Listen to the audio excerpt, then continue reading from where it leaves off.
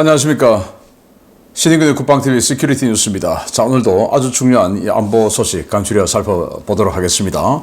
지금 여러분들 굉장히 관심 많으시죠? 이재명 정부가 출범했는데 우리의 유일한 동맹, 세계 최강대국 미국이 지금 이 3일차가 됐는데 아직도 축하 메시지 한번, 축하 전화 한번, 하다못해 SNS도 올리지 않고 있습니다.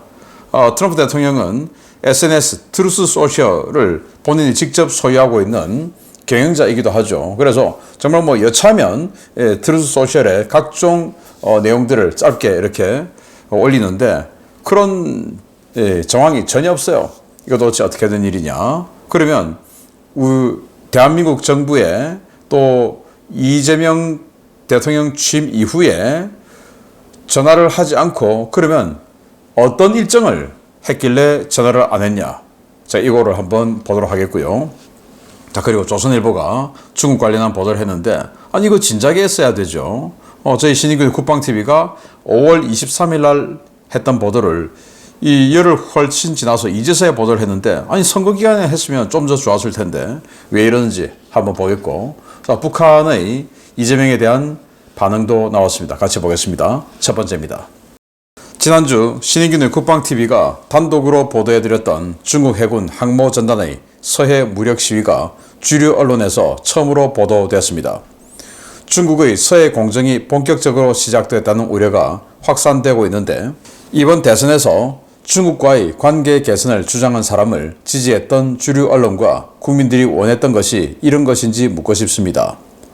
중국의 최신 항공모함 푸젠함이 최근 서해 잠정 조치 수역에서 함재기 이착함 훈련을 실시했으며 중국 항모가 잠정 조치 수역에서 이착함 훈련을 실시한 것은 이번이 처음이라고 조선일보가 6월 6일 보도했습니다. 단독 보도 형태로 나온 이번 보도에서 조선일보는 복수의 정부 관계자를 인용해 이번 훈련은 중국이 서해 PMG 내 구조물, 부표 설치를 계속 진행하는 가운데 이루어졌다라며 전문가들은 중국이 서해 내해화 작업을 본격화하고 동시에 미국을 상대로 해군력을 과시하려는 의도가 담겨 있는 것으로 보인다고 말했다라고 전했습니다. 해당 보도는 신인균의 국방TV에서 지난 5월 23일 가장 먼저 보도했던 중국 군사훈련 내용 중 일부를 다루고 있는데요. 해당 보도에서는 중국의 신형 항공모함 푸젠의 이착함 훈련만 다뤄졌지만 당시 훈련에서는 푸젠 항모는 물론 랴오닝 항모 전단도 동원돼 우리나라의 홍도 인근 해역에서 실탄 사격이 포함된 고강도 무력 시위가 이루어진 바 있습니다. 당시 중국은 5월 22일부터 5월 27일까지 총 4건의 항해 경보 및 항해 금지를 선포하고 북해 함대 전력을 동원한 무력 시위를 벌인 바 있는데요. 푸젠 항모는 함재기 이착함 훈련을 실시한 뒤 상하이로 복귀했고 랴오닝 항모는 그대로 남하해 현재 필리핀 인근에서 작전 중입니다. 중국의 이러한 행보는 점점 좌경화되며 미국과의 관계가 벌어지고 있는 한국을 자신들의 손아귀에서 통제할 수 있다는 자신감을 표현으로 풀이되는데요. 중국의 해안주권 침탈이라는 중대 사안을 대선이 끝난 뒤에야 보도하는 주류 언론과 이를 대수롭지 않게 생각하는 국민들, 과연 그들이 생각하는 또 원하는 세상은 무엇인지 묻고 싶습니다. 네, 중국이 우리 서해 홍도 바로 앞 홍도에서 133km 떨어진 해역에서 실탄 사격 훈련을 했다 라고 제가 알려드렸었죠. 그런데 그 관련한 보도를 조선일보가 열흘이 지난 뒤에야 이제서야 단독이라고 하면서 보도했는데 그나마도 실탄 사격 훈련했다 이런 건 빼고 그냥 함재기 이착함 훈련했다 이런 보도만 하고 있어요. 단독, 서해 항모 띄우고 전투기 출격시켰다. 아니, 이게 뭐라고? 네. 중국이 항모 전단을 동원해서 중국 측과 가까운 해역이 아닌 우리 홍도 바로 코앞 133km 지점에서 항해 금지를 선포하고 항모 전단이 실탄 사격 훈련을 했다. 이걸 보도해야 되는 거 아니겠습니까? 그리고 또 이 일이 있은 것도 지금 여기 6월 6일 보도를 했는데요.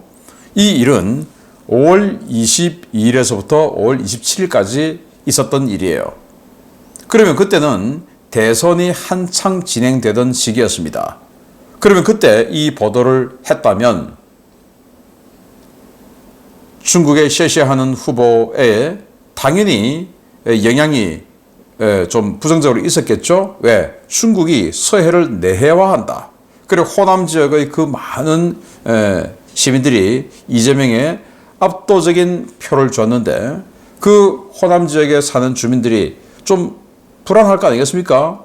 그런 보도를 해줬어야죠. 그런데 왜 이제서야 하냐? 또 이제서도 실탄 사격 이런 건 또 이야기를 안 해요. 분명히 제가 말씀드렸었죠. 그때 여기 이 박스, 여기가 제일 작은 박스인데 여기서 항해 금지 다 선포했어요. 여기서 실탄 사격 했다는 말이 되고, 그리고 나머지 세 개는 여기 중국 측과 가까운 쪽도 있어요. 그리고 여기 실탄 사격하는 이 박스는 우리 한국 홍도와 133km밖에 안 떨어져 있어요. 아니 자기네들 해역 더 가까운 데서 해야지 왜 우리 해역 더 가까운 데서 합니까? 이런 보도는 지금도 하지 않고 있어요. 도대체 이들이 원하는, 주류 언론들이 원하는 대중국 관계는 도대체 뭐냐? 중국에 그렇게 광고를 많이 받나? 뭐 저는 알 길은 없습니다만은 또 그렇게 혹시 뭐 지원을 받나? 라는 의심이 들기도 하는데, 이제서야 그것도 아주 톤다운해서 보도하는 저희는 뭐냐? 진작에 좀 하지. 두 번째입니다. 지난 21대 대통령 취임사에서는 북한에 대한 강력한 억제와 소통, 대화 협력을 통한 한반도 평화 구축이라는 키워드가 들어 있었습니다. 북한과 대화를 통해 평화 무드를 조성해보겠다는 구상인데 북한은 그렇게 생각하지 않는 것 같습니다. 북한이 향후 5년의 남북관계를 조선반도 지형 재구축기로 규정하고 통일보다는 군사적 자각력 강화와 전략적 주도권 확보에 집중하기로 내부 방침을 세웠다고 북한 전문 매체 데일리 NK가 북한 내부 고위 소식통을 인용해 6월 5일 보도했습니다. 데일리 NK의 북한 내부 고위 소식통은 내년 초 열릴 예정인 9차 당대회를 기점으로 향후 5년을 군사, 사회, 내부 강화기로 설정할 계획이다. 특히 군사 분야에서의 전략적 주도권 확보를 우선시하며 군 현대화와 핵 억제력 강화에 주력할 방침이라고 전했습니다. 이 소식통은 또 새로 들어선 한국 정권이 어떤 입장을 취하느냐에 따라 대한국 전략의 속도와 깊이가 조절될 것이라면서도 적대적 두 국가로 진해돼 수위만 조절될 뿐 민족 통일이나 체제 연합을 최우선 과제로 삼는다는 정책 지침은 현재로서는 없다라고 선을 그었습니다.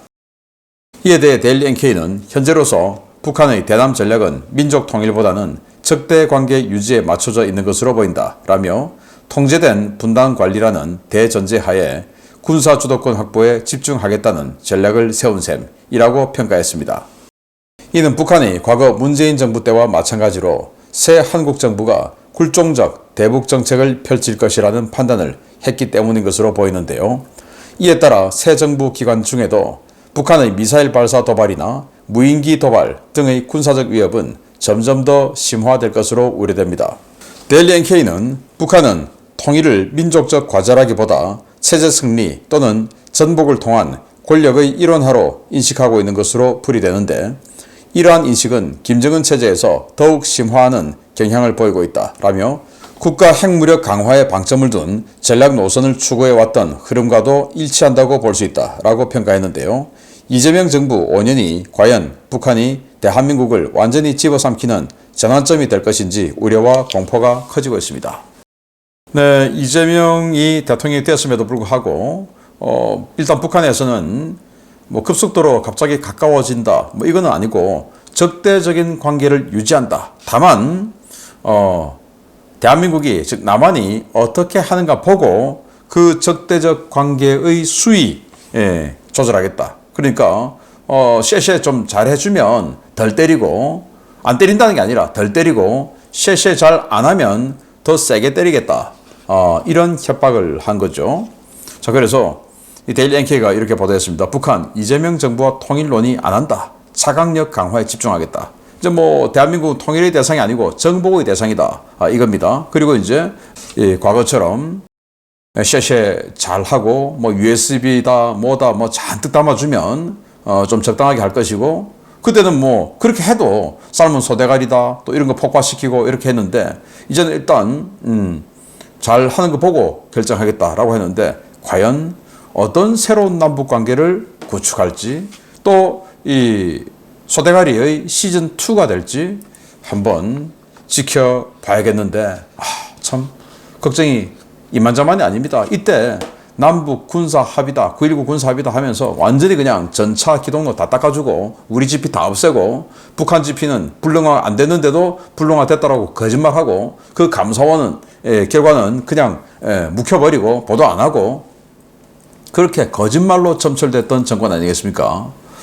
자, 이재명 정권은 어떻게 할지 정말 걱정이 이만저만이 아닙니다. 자, 그런 이재명 정권 이런 예상이 되기 때문에 도널드 트럼프 미국 대통령이 이런 행동을 보이는 것은 아닌가. 참 부끄럽기 그지없습니다. 보겠습니다. 이재명 대통령 취임 3일째가 됐지만 도널드 트럼프 미국 대통령은 아직 아무 반응도 내놓지 않고 있습니다.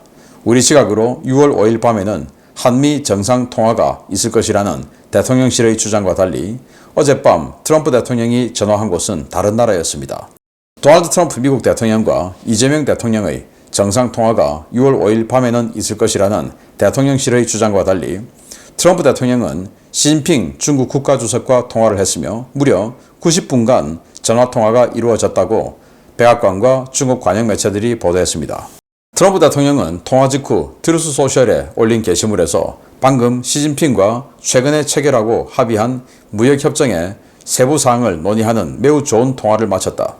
대화는 전적으로 무역에 집중되었고 우크라이나 문제나 이란에 대한 논의는 전혀 없었다 라고 밝혔습니다. 중국 관영 신화통신 역시 해당 소식을 전하며 두 정상이 계속해서 기존 합의를 잘 이행하고 조속히 새로운 회담을 여는 데 동의했다 라며 양국의 관계 부처 장관들의 추가 협상이 조만간 이루어질 것이라고 전했습니다. 트럼프 대통령은 현지 시각으로 5일 오전에는 시진핑 주석과 전화통화를 가졌고 오후에는 독일의 신임 총리로 선출된 프리드리히 메르츠와 정상회담을 가졌는데요. 당초 한국 대통령실의 주장대로라면 미국 시각으로 이날 오전이나 낮에 양국 정상의 통화가 있었어야 했지만 트럼프 대통령의 일정에는 한국과 관련된 내용이 일절 포함되지 않았습니다. 트럼프 대통령은 지난 6월 3일 폴란드 대선 직후 트럼프의 동맹이 폴란드에서 승리, 유럽 전역에 충격, 폴란드 축하한다, 승리를 선택했다 라는 게시물을 올렸고 이에 카롤 나브로스키 대통령 당선인도 즉각 감사와 동맹 강화를 최우선 과제로 삼겠다고 화답한 바 있는데요. 이와 달리 트럼프 대통령은 한국 대선 결과에 대해서는 사흘째 침묵하고 있고 측근들의 입에서만 거친 수사들이 쏟아져 나오고 있습니다. 이와 관련해 뉴데일리는 6월 5일 보도에서 이화영 전 경기도 평화부지사의 대법원 유죄 확정 판결과 관련해 공동정범 혐의를 받고 있는 이재명도 유죄를 받으면 유엔 제재로 미국에 입국할 수 없다는 보도를 낸 바 있는데요. 이재명 대통령 미국과 갈라서는 길과 필리핀의 봉봉 마르코스 대통령의 길 중 이제는 택일해야 하는 상황이 된 것 같습니다. 네, 동맹국의 전화를 받지 않았습니다. 트럼프 대통령과 전화통화를 하지 않으니까 시진핑 주석 또 일본 총리와도 전화통화를 못하고 있어요. 뭐 다른 그 대통령과도 마찬가지죠. 특히 이제 중국, 일본은 민감한 것이 아니 유일한 동맹인 미국과도 전화통화를 안 했는데 중국 주석과 먼저 통화를 해? 이러면 국민들이 그래 중국의 셔시하구나. 그러려고 미국과 지금 통화 안 한 거냐. 이렇게 비난이 나올 수 있죠. 또 중국과 통화도 안 한 상태에서 일본 총리하고 통화를 하려고 하니까 또 자기 지지자들이 아니 무슨 뭐 우리가 토착 외구냐 뭐냐 이렇게 할까봐 또 일본 총리와 일본 전화를 또 못하겠죠. 이게 다 트럼프 대통령과 전화통화를 못하니까 중국도 못하고 일본도 못하는 거예요. 이렇게 연이 이어지는데 그 왜 못하냐 도대체. 자, 트럼프 대통령 주요 일정을 봤습니다. 어제 제가 오후에 시큐리티 뉴스를 보도해드렸고 우리 정부에서는 오늘 밤에 즉 오늘 밤 9시 이후가 되면 이제 워싱턴 DC는 아침이 되니까 통화할 수 있다. 기다리고 있다. 이렇게 말을 했죠. 그래서 제가 밤에는 그런 일이 있을 것 같았어요. 당연히 대한민국이라는 이 최정상급 미국의 동맹 대통령이 바뀌었는데 뭐 미국 대통령 입장에서 관리 좀 해야 되죠. 그런데 전화를 안 했다. 도대체 무슨 일이 있었길래? 바로 시진핑 중국 주석과 전화통화를 90분 했습니다. 자, 그러면 시진핑 주석하고 90분이나 통화했으니까 바빠서 못했겠네? 아니에요. 오전에는 이 일정 외에는 큰 일정은 없었어요. 밖으로 안 나가고 다 집무실에서 일했어요. 그러면 트럼프 대통령이 이재명 대통령과 전화통화를 시진핑 주석처럼 90분 합니까? 아니죠. 10분만 하면 돼요. 10분만. 그 10분도 못 냈다라는 겁니다. 자, 그러면 그날 오후에는 뭐냐? 이제 우리가 밤 12시 넘어가고 이제 새벽 1시 이제 이렇게 되는 그 오후에는 뭐냐? 독일 메르츠 총리 이제 총리 됐죠. 그리고는 미국 방문해서 정상회담을 한 거예요. 그러니까 오후 내내는 아마도 이 메르츠 총리와 시간을 많이 보냈겠죠. 독일이라고 하는 최고 등급의 동맹이기 때문에. 그러니까 이때는 시간이 없었을 가능성이 아주 높고 또 시간이 있었다 하더라도 한국은 완전 새벽입니다. 그러니까 이때는 아니었겠죠. 오전에 전화통화를 해야 되는데 오전은 시진핑 주석과 90분 통화 이것밖에 없었어요. 아니 5분 10분 그 통화도 못 냅니까? 자, 그래서 이거 도대체 트럼프 대통령이 우리를 무시하나? 아니면 이재명이 무시를 하나? 둘 중에 하나인데, 첫째, 이재명 대통령이 트럼프 대통령을 무시한다 라는 가설. 그건 뭐냐? 내가 말이야 업무 시간에 전화 받아야지. 내가 업무 시간도 아닌데 뭘 내가 전화를 받아? 그 전화 대기하기 위해서 내가 집에도 못 가고 잠도 못 자고 기다려서 되는 거야? 미국 따위에게? 나 미국 싫어해 라고 자존심을 세웠던지. 두 번째, 트럼프 대통령이 이재명과는 쟤는 범죄자잖아. 통화 아직 하면 안 돼. 어제 한국 대법원에서 범죄 확정됐잖아. 바로 이화영 전 경기도 평화부지사. 대법원에서 확정 판결 났죠? 그럼 이제 범죄자 확정 난 겁니다. 그 전까지는 범죄자 예정자였죠. 이제는 확정자입니다. 징역, 그것도 징역 7년 8개월. 대북 송금, 쌍방울 대북 송금. 그 기소장에 보면 이재명이 공동정범으로 되어 있어요.